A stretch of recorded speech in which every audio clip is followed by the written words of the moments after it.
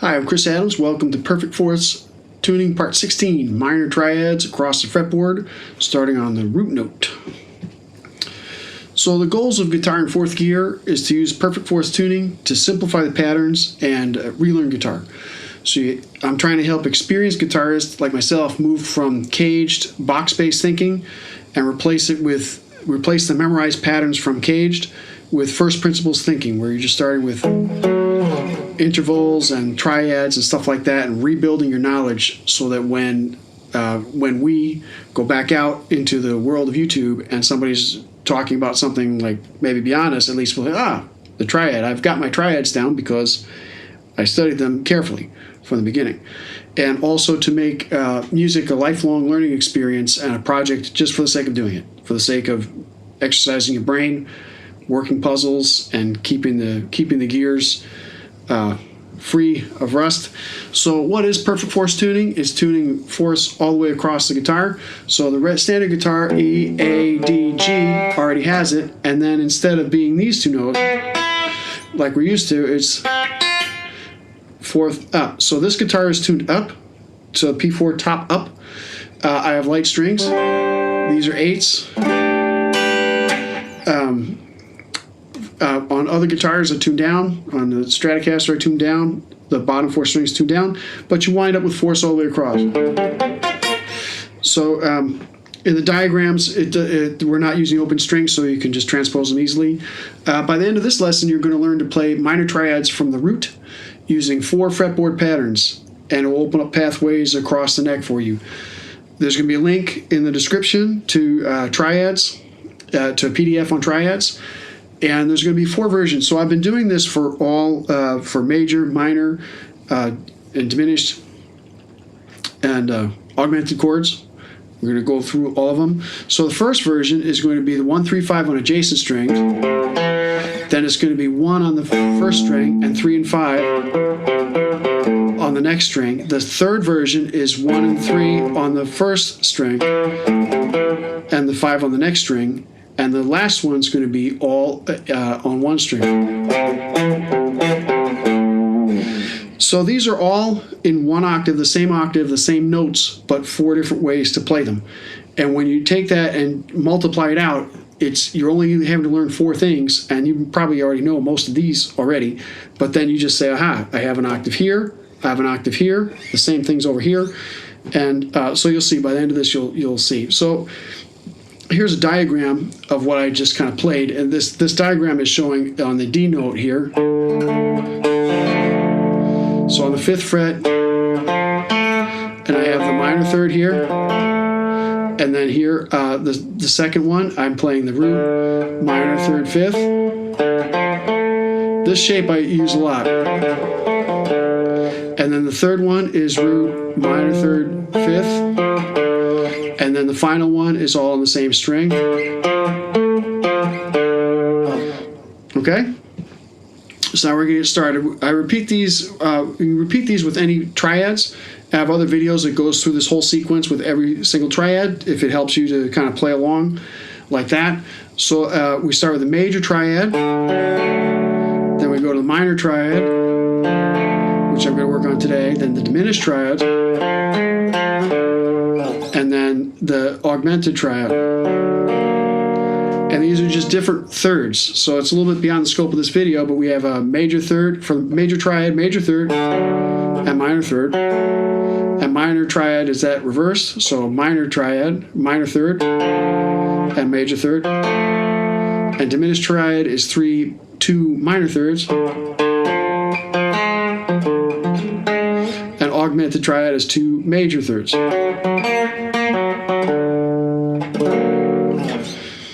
So we're going to take these shapes that we've already talked about and extend them across the neck in different octaves. So here is the major triad, I should say minor triad. Hold on. Okay, movie magic. That's 24 frets of the minor triad. So you can come back to this. This is maybe a little bit overwhelming, and I color-coded it so all the root notes are black, the 5ths are green, and the thirds are, in this case, purple. The major thirds in my diagrams are blue, So it helps, hopefully visually help you kind of snap to what you're seeing.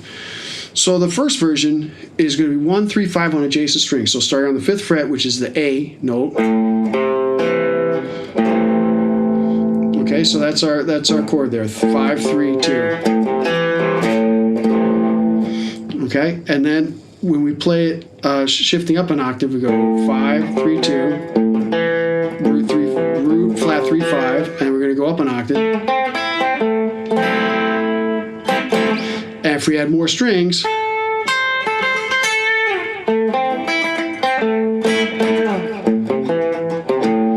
I've just showed you in the hollow, I put the root up there.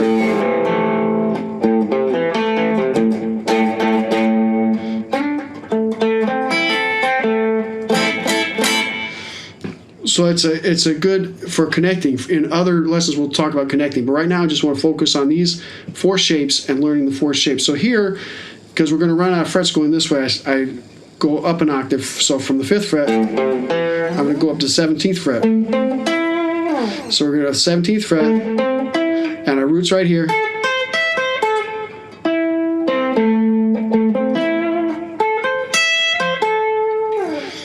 So that's here, and then we'll go again and see it across the neck. So on 5 different strings here, we're going to start on the 5th fret. Going to go an octave higher. No, let's go to the A string. So start on the E string here, and then octave up on the A string. And then we're going to go on the D string, and we're going to go up on the 14th fret of the G string. And because we're in perfect fourths tuning, whoops, it's the same shapes everywhere.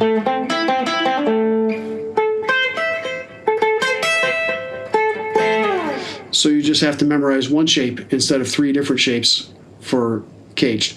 So this is the second variation. So we're going to go 5, 3.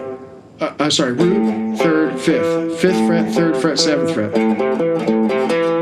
So we're going to take this across. I said before, this is like a very common way to play this. So root, 3rd, 5th, and we're going to go up an octave. Root, 3rd, 5th, and this time we have the whole thing. Whoops. 3 octaves, 1 shape.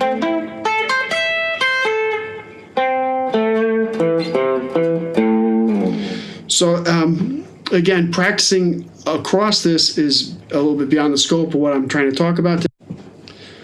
And so for this one, we're going to go, I'm just going to show you 2, but you can keep going the other octaves up here. So I'm going to start here on the 17th fret, 17, 15, 19, and we're going to be up at the 14th fret here, an octave higher. Okay, and then playing it across all the strings, we can get to our roots on 5 different strings pretty easily here. So we can go up 2 strings over, 2 frets up for an octave up, and we can start on 12th fret to play the same note, and go up to the 14th fret and start on the 9th fret. So that's the ways to play that. Now we're into the third way to play it, which is root, flat 3, and 5. So root, flat 3 on one string, and the 5th's on the next string.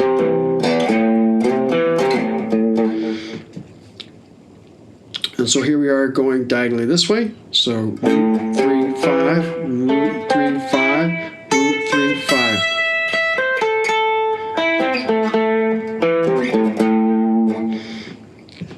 And here again, we're going back up the neck this way. So it's on the 17th fret.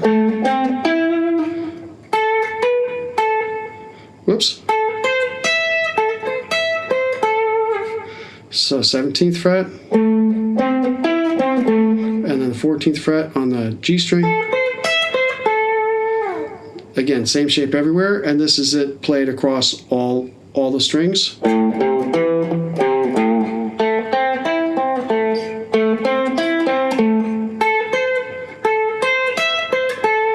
intonation's not that good on this string.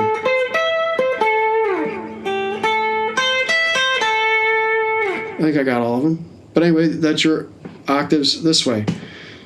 And finally, we're going to play them all on the same string. So starting on the E string again, the minor third, and the major third. So root 3, 5. And we can go up our octaves and get to 3 octaves pretty easily.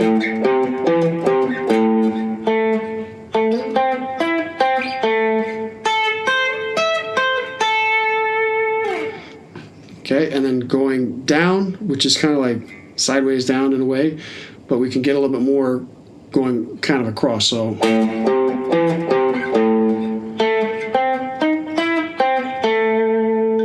and then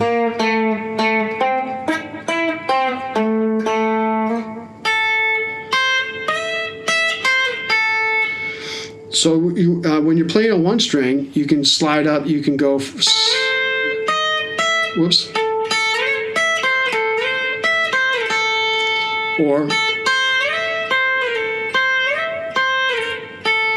if you're playing up here and you got big hands, maybe you can stretch it all at once. So this is now we have it on all 6 strings. So we start on the 5th fret here, 12th fret,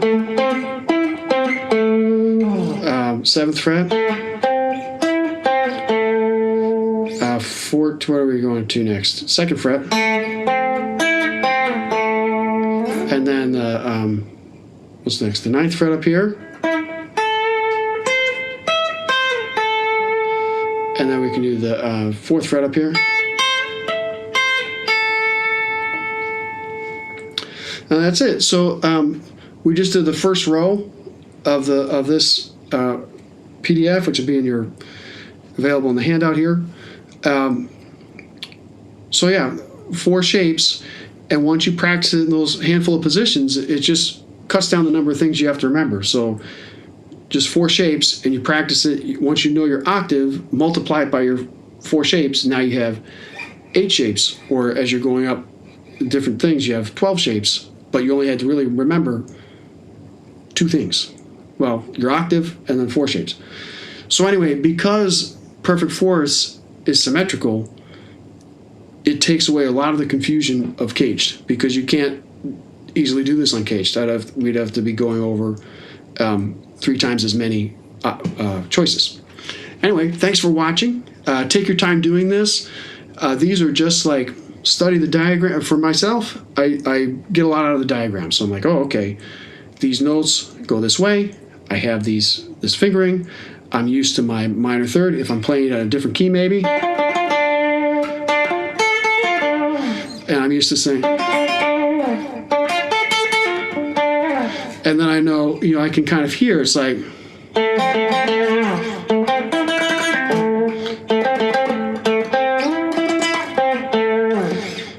and you can kind of play around when you're working with your jam tracks or whatever. You can say, okay, now I'm not stuck in my pentatonic box the same way anymore, because if I go up to here, I'm back at the root. Anyway, something to think about. Take your time. It's worth it. These are my books over here.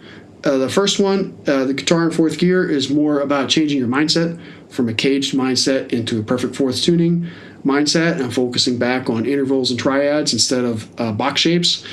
You can't really get completely away from box shapes. And the second book with a metallic cover is, this way. With metallic cover is triads, like a deep study of triads and just methodically going through all the triad positions. And here's my website for some more. It links to all the PDFs, links to, of course, purchase my book and other things that I write about and share about online. So thanks for sticking with me, and have a great day.